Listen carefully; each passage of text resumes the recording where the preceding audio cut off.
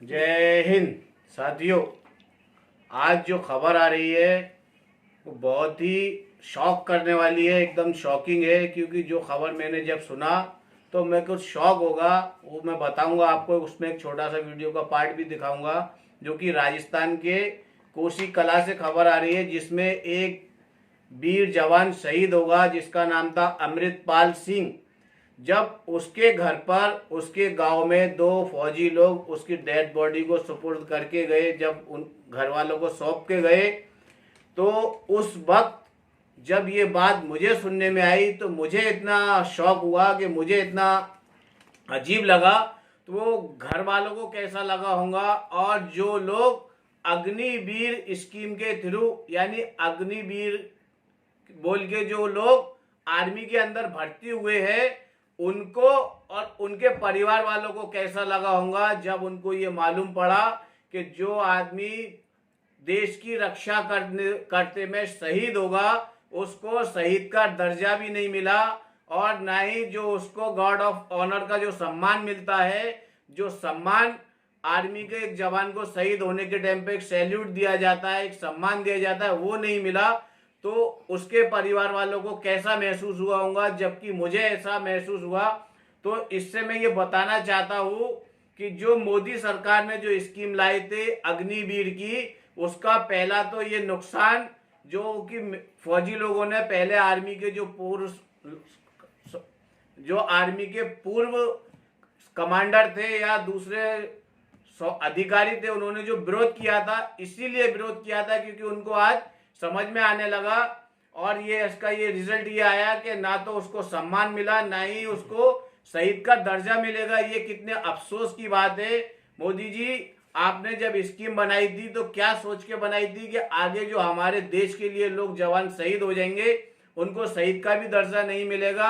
अब मैं पूछना चाहता हूं ये भारत देश के लोगों से कि ये चीज के लिए आप कब उठेंगे, कब इसका विरोध करना शुरू करेंगे। अगर उस वक्त आपने विरोध किया होता था तो आज मोदी सरकार की ये हिम्मत नहीं होती थी कि उन्होंने आज पुलिस वीर स्कीम ला के रख दी आपके सामने, चिकित्सा वीर स्कीम ला के रख दिए, शिक्षक वीर स्कीम ला के रख दिए, यानी कि जिसमें किसी को भी कोई सम्मान नहीं है, बाद में किसी को कोई पेंशन नहीं है। ये सब चीजों के बारे में मैं आपको अगले वीडियो में बताऊंगा। लेकिन आज जो मैं बताने जा रहा हूं वो मेन चीज जो मुझे, जबकि मेरा आर्मी से कुछ भी लेना देना नहीं है, मैं सिर्फ एक भारतीय है, एक भारतीय होने के नाते जब मुझे इस चीज का इतना ज्यादा शौक हुआ, इतना ज्यादा अफसोस हुआ, और मुझे ये मोदी सरकार पे इतना ज्यादा गुस्सा आया कि ऐसा दिल बोल रहा था कि अगर हाथ में डंडा हो तो एक हाथ का सर फोड़ दूं मैं। क्योंकि मुझे तकलीफ हुई तो वो फौजी के घर वालों को कितनी तकलीफ हुई होगी, जिनका कि एक जवान बच्चा शहीद होगा, जिनका एक जवान आज इस दुनिया में नहीं रहा, उसको कोई सम्मान नहीं। कितना अफसोस की बात है। हालांकि इसके बाद में जब पंजाब के जो मुख्यमंत्री है भगवंत मान, उनको मालूम पड़ा तो उन्होंने उसके लिए 1 करोड़ रुपए सम्मान राशि दी। तो ये सम्मान जो भगवंत मान आम आदमी पार्टी के जो मुख्यमंत्री है उनकी तरफ से दिया गया, उन्होंने उसको शहीद का दर्जा भी दिया क्योंकि वो वहां के मुख्यमंत्री हैं इसलिए। दूसरा, जो वहां के लोकल के पुलिस वाले थे उनसे बातचीत करके, वो गांव के सरपंच ने बातचीत करके उसको सलामी वो पुलिस के जरिए से दी गई। ये मुझे लगता है कि एक बहुत ही शर्मनाक क्षण था, बहुत ही अफसोसनाक क्षण था। अगर आगे भी ऐसा हुआ तो ये अग्निवीर इनकी जो विफलता है वो आज आप लोगों को सबको दिख चुकी है और आप सब लोगों को मालूम पड़ चुकी है।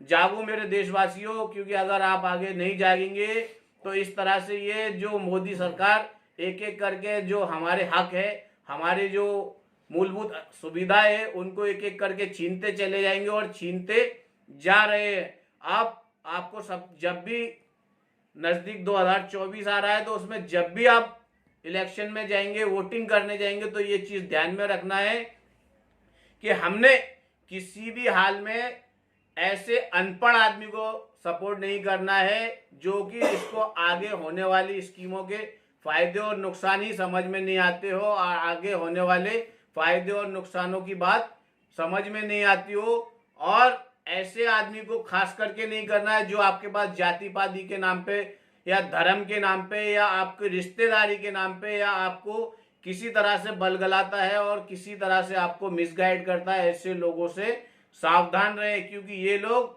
आपके लिए हानिकारक है, देश के लिए हानिकारक है। और सबसे बड़ी बात ये, अब जो आर्मी में लोग जाने के लिए सोचने लगेंगे, सोचने पे मजबूर हो जाएंगे, कौन अपनी जान देने को तैयार होगा ऐसी जगह जहां ना आपको सम्मान मिलने वाला है, ना आपको उसके सम्मान की राशि मिलने वाली है, बल्कि वो सम्मान से जो गर्व महसूस होता था परिवार वालों को, वो भी महसूस नहीं होगा।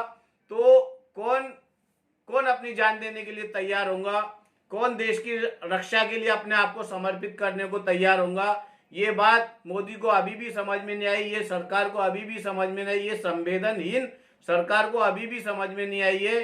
तो मैं चाहता हूं इस चीज के लिए पूरे देश में विरोध होना चाहिए, पूरे देश में इसके लिए प्रदर्शन होना चाहिए और पूरे देश को, लोगों को, इस सरकार को, सोई हुई सरकार को जागरूक करने की कोशिश करना चाहिए, इनको जगाना चाहिए। इसके साथ मैं आज की मेरी बात खत्म करना चाहूंगा। जय हिंद, जय जवान, जय किसान।